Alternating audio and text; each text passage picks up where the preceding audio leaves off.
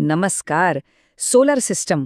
लाखो रुपये खर्च केले, मोठ्या उत्साहाने ती बसवली, पण तरीही अनेकांना वाटतं की अरे, काहीतरी चुकलंय. तो अनुभव थोडा आंबट गोड का असतो? चला तर मग यामागचं खरं कारण शोधूया आणि अपेक्षाविरुद्ध वास्तव काय आहे तेच समजून घेऊया. हाच तो प्रश्न आहे, नाही का? एवढ्या अपेक्षेने आपण सोलर सिस्टम घेतो, पण मग ते कधीकधी निराशाजनक का वाटतं? तर आज आपण याच प्रश्नाचं उत्तर शोधणार आहोत. आणि फक्त समस्यांबद्दल नाही बोलणार, नाही तर त्यावरचे अगदी सोपे उपाय काय आहेत हे समजून घेणार आहोत. खरं सांगायचं झालं ना, तर ही जी अपेक्षा आणि वास्तवातली दरी आहे, ती सुरू होते थेट आपल्या लाईट बिलापासून. आपली अपेक्षा काय असते? की बिल एकदम 0, 0 येईल. पण प्रत्यक्षात काय होतं? बिलामध्ये काही ना काही रक्कम आलेलीच असते. पण असं का होतं? चला, तर मग आज एक रियालिटी चेक करूया. आपण काय काय पाहणार आहोत? वीज निर्मिती आणि बिल याबद्दल बोलू. मग सिस्टममध्ये येणाऱ्या तांत्रिक अडचणी पाहू. त्यानंतर देखभाल आणि बॅटरी लाईफबद्दल जाणून घेऊ. आणि सगळ्यात शेवटी या सगळ्या समस्यांचं मूळ काय आहे तेही शोधू. तर सुरुवात करूया पहिल्या मुद्द्यापासून, वीज निर्मिती आणि आपलं बिल. म्हणजे जे आकडे आपल्याला सांगितले जातात आणि जे प्रत्यक्षात येतात त्यात फरक का पडतो. ही तर बहुतेक सगळ्यांची तक्रार असते नाही का? आपल्याला सांगितलं जातं की तुमची सिस्टम दिवसाला 20 युनिट वीज बनवेल, पण प्रत्यक्षात बघायला गेलं तर जेमतेम 15 ते 16 युनिटच बनतात. मग साहजिकच निराशा येते. पण असं नेमकं का होतंय? आता इथे एक गोष्ट समजून घेणं खूप महत्वाचं आहे. वीज निर्मिती कमी होण्याचं कारण बहुतेक वेळा सिस्टीममधला दोष नसतो, तर कारणं बाहेरची असतात. उदाहरणार्थ, पॅनलवर झाडांची किंवा दुसऱ्या बिल्डिंगची सावली येतेय का? पॅनलवर धूळ जमा झाली आहे का? किंवा मग पावसाळ्यासारखं ढगाळ हवामान? अगदी पॅनलचा अँगल चुकीचा असणं हेही एक कारण असू शकतं. पण यातली चांगली गोष्ट काय आहे माहितीये? यावरचे उपाय अगदी सोपे आहेत. सावली येत असेल तर झाडांची थोडी छाटणी करावी लागेल. दर 15 दिवसांनी न विसरता पॅनल स्वच्छ करायचे. आणि एक गोष्ट मनाशी पक्की करायची की ऋतुमानानुसार, म्हणजे उन्हाळा, पावसाळा, हिवाळा यानुसार जनरेशन कमी जास्त होतच राहतं. आणि ह्याच सगळ्या कारणांमुळे आपलं बिल कधीच शून्य होत नाही. का? कारण एकतर वीज कंपनीचे काही फिक्स्ड चार्जेस असतात, ते आपल्याला द्यावेच लागतात. दुसरं म्हणजे रात्रीच्या वेळी आपण वीज कुठून वापरतो? ग्रिडमधून. त्याचे पैसे लागतात. आणि समजा एखाद्या महिन्यात जनरेशन कमी झालं, तर ते युनिट्स पण बिलात येतात.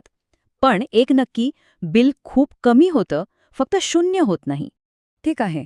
आता वळूया दुसऱ्या महत्वाच्या मुद्द्याकडे, सिस्टममधल्या तांत्रिक अडचणी. म्हणजे इन्व्हर्टरच्या स्क्रीनवर काही एरर दिसला की आपण घाबरून जातो. पण तेव्हा नेमकं काय करायचं? चला पाहूया. चला, सगळ्यात आधी आपण इन्व्हर्टरला समजून घेऊ. सोप्या भाषेत सांगायचं तर इन्व्हर्टर म्हणजे आपल्या सोलर सिस्टीमचा मेंदू. त्याचं काम काय? तर सौर ऊर्जेचं आपल्या वापरातल्या विजेमध्ये रूपांतर करणं. आणि हो, सिस्टीममध्ये काही अडचण आली तर आपल्याला सिग्नल देण्याचं कामही तोच करतो. आता बऱ्याचदा काय होतं, इन्व्हर्टरच्या स्क्रीनवर ग्रिड फॉल्ट असा मेसेज दिसतो आणि आपली घाबरगुंडी उडते. पण अजिबात घाबरू नका. याचा अगदी सरळच साधा अर्थ आहे की बाहेरून येणारा सरकारी लाईटचा पुरवठा बंद झालाय. बस एवढंच. असाच एक दुसरा कॉमन एरर म्हणजे लो व्होल्टेज. याचा अर्थ काय? तर बाहेरून येणाऱ्या सरकारी लाईटचा व्होल्टेज कमी जास्त होतोय. म्हणजे बघा, ही समस्या सुद्धा आपल्या सिस्टमची नाहीये, तर बाहेरच्या ग्रिडची आहे. आणि गंमत म्हणजे ह्यातले बरेचसे एरर आपण घरीच्या घरीच सोडवू शकतो. काय करायचं? सगळ्यात आधी इन्व्हर्टर एकदा बंद करून परत चालू करून बघा. बाहेर लाईट आहे का ते चेक करा. इन्व्हर्टरच्या आजूबाजूला हवा खेळती राहणं खूप गरजेचं आहे, ते तपासा.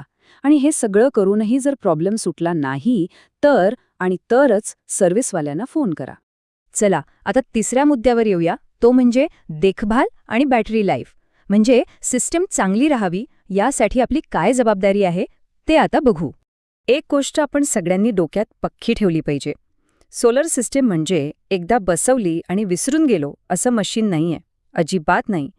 जशी आपण आपल्या गाडीची, बाईकची नियमित काळजी घेतो ना, तशीच यालाही नियमित देखभालीची गरज असते. आणि या देखभालीत सगळ्यात महत्वाचं काय? तर पॅनलची स्वच्छता. ही स्वच्छता कधी करायची? एक तर सकाळी लवकर किंवा संध्याकाळी. आणि कशाने? फक्त साधं पाणी आणि मऊ कापड, बस. पण थांबा, सगळ्यात महत्वाची गोष्ट, सेफ्टी फर्स्ट. साफसफाई करण्यापूर्वी सिस्टीम पूर्णपणे बंद करायची आहे. आणि हो, ज्यांच्याकडे बॅटरीवाली सिस्टीम आहे त्यांच्यासाठी एक खास टिप: बॅकअपवर असताना पाण्याची मोटर किंवा इस्त्रीसारखी जास्त वीज खाणारी उपकरणं चालू नका. ठीक आहे. आता आपण आलो आहोत या चर्चेच्या शेवटच्या टप्प्यावर आणि खरं सांगतो हा सगळ्यात महत्त्वाचा मुद्दा आहे. एक असा निर्णय जो सगळं काही ठरवतो. आपण आतापर्यंत इतक्या समस्यांबद्दल बोललो. मग मनात एक प्रश्न येतोच की या सगळ्या वेगवेगळ्या वाटणाऱ्या समस्यांचं एखादं एक मोठं मूळ कारण असू शकतं का? आणि याचं उत्तर आहे सिस्टमची चुकीची साईज निवडणं. होय, तुम्ही बरोबर ऐकलं. हेच आहे या सगळ्या त्रासाचं मूळ. जर सुरुवातीलाच आपल्या गरजेनुसार योग्य साईजची सिस्टम बसवली नाही तर मग एकामागोमाग एक समस्या सुरू होतात. हे अगदी सोपं गणित आहे. बघा, जर गरजेपेक्षा लहान सिस्टम बसवली तर काय होणार? बिल म्हणावं तसं कमी होणार नाही आणि मग निराशा येणार. आणि याच्या उलट गरजेपेक्षा खूप मोठी सिस्टम बसवली तर आपले पैसे वाया जातील, म्हणजे गुंतवणुकीवर हवा तसा परतावा मिळणारच नाही. मग प्रश्न येतो की ही योग्य साईज निवडायची तरी कशी? तर त्यासाठी सगळ्यात आधी आपली मागच्या वर्षभरातली लाईट बिलं बाहेर काढा आणि त्यांचा अभ्यास करा.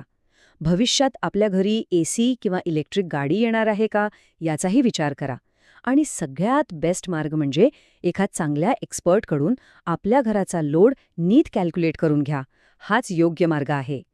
म्हणजे ह्या सगळ्या चर्चेतून आपण काय शिकलो? एक गोष्ट अगदी स्पष्ट आहे, सोलार सिस्टममध्ये येणाऱ्या बहुतेक समस्या या टाळता येण्यासारख्या आहेत. त्या टाळता येतात. गरज आहे फक्त योग्य माहितीची आणि सुरुवातीलाच केलेल्या परफेक्ट नियोजनाची. तर आता सोलर मागचं हे वास्तव समजल्यावर एक जास्त स्मार्ट आणि माहितीपूर्ण निर्णय घेण्यासाठी आपण तयार आहोत का यावर नक्की विचार करा.